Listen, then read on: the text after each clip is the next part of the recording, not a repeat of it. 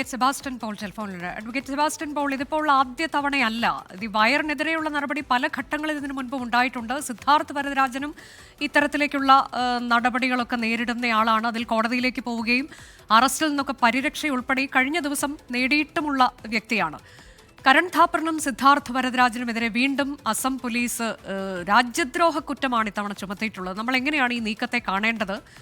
മാധ്യമപ്രവർത്തകർക്കെതിരായ നടപടികൾ അത് തുടർക്കഥയാകുന്ന കാഴ്ചയാണോ doctor Sebastian Paul? ഇതിനെ ഈ വൈരനിര്യാതന ബുദ്ധി എന്ന വാക്ക് ഉപയോഗിക്കാൻ കഴിയുള്ളൂ. അസംബന്ധമാണത്. സിദ്ധാർത്ഥ് വരദരാജൻ, കരൺ ഥാപ്പർ തുടങ്ങി നാട്ടിലെ അറിയപ്പെടുന്ന മാധ്യമ പ്രവർത്തകർ, അവരുടെ രാജ്യസ്നേഹത്തെ കുറിച്ചൊന്നും ആർക്കും സംശയിക്കേണ്ട കാര്യമേ ഇല്ല. അപ്പോൾ ഇവിടെ സുപ്രീം കോടതി അവരുടെ കാര്യത്തിൽ ഇടപെട്ട് അഭിപ്രായ പ്രകടന സ്വാതന്ത്ര്യത്തിന്റെ പരമമായ പ്രാധാന്യത്തെ കോടതി ഉയർത്തിപ്പിടിച്ചു.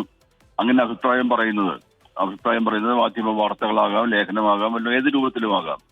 അതിലൊന്നും ഒരു അപാകതയില്ല, അതൊരു ക്രിമിനൽ പ്രോസിക്യൂഷന് വിധേയമാക്കേണ്ട കാര്യമില്ല എന്ന് സുപ്രീം കോടതി പറഞ്ഞതിന് ശേഷം അതിനേക്കാൾ ഗൗരവമുള്ള രാജ്യദ്രോഹ കുറ്റം ചുമത്തുകയാണ്. ഇതെവിടെ പോയി നിൽക്കുന്നു?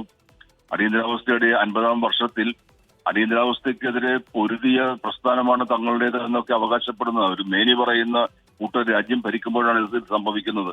ഇന്ദിരാഗാന്ധി പോലും ഇങ്ങനെ രാജ്യദ്രോഹ കുറ്റമൊന്നും ചുമത്തിയിട്ടില്ല. അറസ്റ്റ് നടന്നതേ ഉള്ളൂ. അതിന് മീസ തുടങ്ങിയ നാട്ടിലെ നിയമങ്ങൾ മാത്രമേ ഉണ്ടായിരുന്നുള്ളൂ. അവിടെ നമ്മുടെ ക്രിമിനൽ നിയമത്തിൽ നിന്ന്, പീനൽ കോഡിൽ നിന്ന് ഏറ്റവും ആദ്യം നീക്കം ചെയ്യേണ്ടത് ഈ സെഡീഷൻ, രാജ്യദ്രോഹ കുറ്റമാണെന്ന് പറഞ്ഞിട്ടുള്ളത് നമ്മളാരുമല്ല, മഹാത്മാഗാന്ധി തന്നെയാണ്. പക്ഷെ അതിന്റെ കാഠിന്യം ഓരോ ഭരണകൂടവും, അത് കോൺഗ്രസ് ആയാലും BJP ആയാലും അല്ലെങ്കിൽ ഇന്ദിരാഗാന്ധി ആയാലും നരേന്ദ്രമോദി ആയാലും കടുപ്പിച്ചു കൊണ്ടുവരികയാണ്. എവിടേക്കാണ് നമ്മൾ പോകുന്നത്? ജനാധിപത്യത്തിന്റെ, അഭിപ്രായ പ്രകടന സ്വാതന്ത്ര്യത്തിന്റെ, മാധ്യമ സ്വാതന്ത്ര്യത്തിന്റെ ഒക്കെ ആഗോള സൂചികയിൽ ഇന്ത്യയുടെ സ്ഥാനം 150, ചിലപ്പോൾ അതിലും മേലേക്ക് പോകുന്നതിന്റെ അർത്ഥം ഇത് തന്നെയാണ്. അതുകൊണ്ട് ഇത് നമുക്ക് അനുവദിച്ചു കൊടുക്കാവുന്നതോ ഏതെങ്കിലും രീതിയിൽ ഒരു വിദണ്ഡാവാദം ഉയർത്തി ന്യായീകരിക്കാവുന്നതായ ഒരു സംഗതിയല്ല. അങ്ങേയറ്റം അപലപനീയമായ, ജനാധിപത്യത്തിന് അപകടം ചെയ്യുന്ന നീക്കങ്ങളിലേക്കാണ് ഈ വക കാര്യങ്ങളിലൂടെ കേന്ദ്ര ഗവൺമെന്റ് നീങ്ങിക്കൊണ്ടിരിക്കുന്നത്. ഇതിൽ ഡോക്ടർ സെബാസ്റ്റ്യൻ പോൾ, ഏറ്റവും പ്രധാനം രാജ്യദ്രോഹ കുറ്റം ചുമത്തുമ്പോഴും അത് എന്തിനാണ് എന്നുള്ളത് ഈ രണ്ടു പേർക്കും വ്യക്തമല്ല. അത് വയർ കൃത്യമായി തന്നെ പറയുന്നുണ്ട് എന്തിനാണ് ഇത് എന്നുള്ളത് തങ്ങൾക്ക് അറിയില്ല എന്നത്. അത് എത്രത്തോളം ഗൗരവത്തിലുള്ളതാണ്? അല്ല, അത് അറിയാൻ കഴിയില്ലല്ലോ. രാജ്യദ്രോഹം എന്ന് പറയുമ്പോൾ ചാരപ്രവൃത്തി, നമുക്കത് മനസ്സിലാവും. ഒരു പുരാതനമായ ഒരു കുറ്റകൃത്യമായ രാജ്യത്തിന് എതിരായ ചാരപ്രവൃത്തി, അല്ലെങ്കിൽ അയൽ രാജ്യത്തിന്, ശത്രു രാജ്യത്തിന് ഇവിടുത്തെ വിവരങ്ങൾ ചോർത്തി കൊടുക്കുന്നു, അതൊക്കെ രാജ്യദ്രോഹമാണ്. അതല്ലാതെ ന്യായമായ രീതിയിൽ മാധ്യമപ്രവർത്തനം നടത്തുന്ന ഒരാൾ, മാധ്യമപ്രവർത്തനം എന്ന് പറയുമ്പോൾ എന്താണ്? Freedom of expression. അത് നമ്മുടെ ഭരണഘടന അനുവദിച്ചു തന്നിരിക്കുന്ന മൗലികമായ അവകാശമാണ്, സ്വാതന്ത്ര്യമാണ്. അത് ആ രീതിയിൽ അഭിപ്രായ പ്രകടനം നടത്തുമ്പോൾ അത് രാജ്യദ്രോഹമാകുന്നത് എങ്ങനെയാണ്? രാജാവിന് ഇഷ്ടപ്പെടാത്ത കാര്യങ്ങൾ നമ്മൾ പറഞ്ഞാൽ അത് വേണമെങ്കിൽ രാജ്യദ്രോഹം എന്ന് പറയാം. അത് രാജ്യദ്രോഹമല്ല. ഈ ഡിസ്റ്റിങ്ഷൻ, വ്യത്യാസം ആദ്യം ഉന്നയിച്ചിട്ടുള്ളത് സ്വദേശാഭിമാനി രാമകൃഷ്ണപിള്ള തന്നെയാണ്.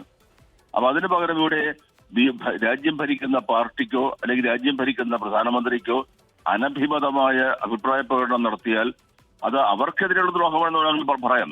അതിന് പകരം രാജ്യദ്രോഹമാണ് എന്ന് പറയുമ്പോൾ അത് അങ്ങേയറ്റം ഗുരുതരമായ, എനിക്ക് വാക്കുകൾ കൊണ്ട് വിവരിക്കാൻ കഴിയാത്ത രീതിയിൽ അത്രയും ഗുരുതരമായ ഒരു അവസ്ഥയിലേക്ക് നമ്മൾ എത്തിയിരിക്കുന്നു. അതാണിപ്പോൾ കഴിഞ്ഞ ദിവസമാണ് ഇവർക്കെതിരെ ഈ നടപടികൾ, അറസ്റ്റിൽ നിന്നൊക്കെ പരിരക്ഷ നൽകിക്കൊണ്ടുള്ള സുപ്രീം കോടതിയുടെ ഉത്തരവ് പുറത്തു വന്നത്. മാധ്യമ റിപ്പോർട്ടുകൾ രാജ്യത്തിന്റെ അഖണ്ഡതയ്ക്കെതിരല്ല എന്നൊക്കെ സുപ്രീം കോടതി പറഞ്ഞിട്ടുമുണ്ട്.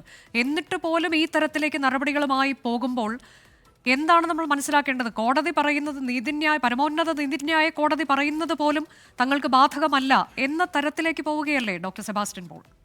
അതെ, സുപ്രീം കോടതി പറയുന്നത് തനിക്ക് ബാധകമല്ലെന്ന് പറയുന്ന രാഷ്ട്രപതിയാണ് ഇവിടെ ഉള്ളത്. അതാണല്ലോ പാർലമെന്റ് പാസ്സാക്കുന്ന ബില്ല്, അത് സമയബന്ധിതമായി ഒപ്പിടണമെന്ന് സുപ്രീം കോടതി പറഞ്ഞപ്പോൾ അതിനെതിരെ റഫറൻസുമായി രാഷ്ട്രപതി കോടതിയിൽ വന്നിരിക്കുന്നത്. അപ്പൊ കോടതിയൊക്കെ അവർക്ക് ഇത്രയേ ഉള്ളൂ, കോടതിയൊക്കെ അവർ മാനിക്കുന്നത്.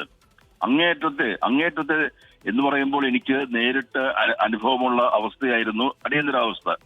അക്കാലത്ത് കണ്ട കാര്യങ്ങൾ, കോടതിയോടുള്ള അവഹേളനം, കോടതി വിധികൾ നടപ്പാക്കുന്നതിനുള്ള വൈമുഖ്യം, ഈ വക കാര്യങ്ങളൊക്കെ അന്നും കണ്ടതാണ്. അതേ ലക്ഷണങ്ങൾ ഇപ്പോൾ കാണുകയാണ്. അതേ ലക്ഷണങ്ങൾ കാണിക്കുമ്പോഴും അടിയന്തരാവസ്ഥ പ്രഖ്യാപിക്കാൻ കഴിയാത്ത രീതിയിൽ ഭരണഘടന ജനതാ ഗവൺമെന്റ് ഭേദഗതി ചെയ്തിട്ടുണ്ട്. അപ്പോഴെന്ന് പറയുന്നത് അപ്രഖ്യാപിത അടിയന്തരാവസ്ഥ, അത് കേവലമായൊരു റെട്ടറിക് അല്ല. അപ്രഖ്യാപിത അടിയന്തരാവസ്ഥ എന്ന് പറയുന്നത് സത്യമാണ്, വാസ്തവമാണ് എന്ന് തെളിയിക്കുന്ന സംഭവങ്ങളാണ് നമ്മൾ കണ്ടുകൊണ്ടിരിക്കുന്നത്. വളരെ നന്ദി ഡോക്ടർ സെബാസ്റ്റ്യൻ പോൾ പ്രതികരിച്ചതിന്. പ്രധാനപ്പെട്ട വാർത്തയാണ്. സിദ്ധാർത്ഥ് വരദരാജനും കരൺ ഥാപ്പറിനുമെതിരെ മുതിർന്ന മാധ്യമപ്രവർത്തകരാണ്. രണ്ടുപേർക്കുമെതിരെ രാജ്യദ്രോഹ കുറ്റത്തിനാണ് ഇപ്പോൾ അസം പോലീസ് കേസ് രജിസ്റ്റർ ചെയ്തിരിക്കുന്നത്. ആദ്യം ഇതിനു മുൻപൊരു കേസ് എടുത്തിരുന്ന അത് തുടർ നടപടികൾ സുപ്രീം കോടതി നിർദ്ദേശത്തിന് പിന്നാലെ അത് തടയുകയും ചെയ്തിരുന്നു.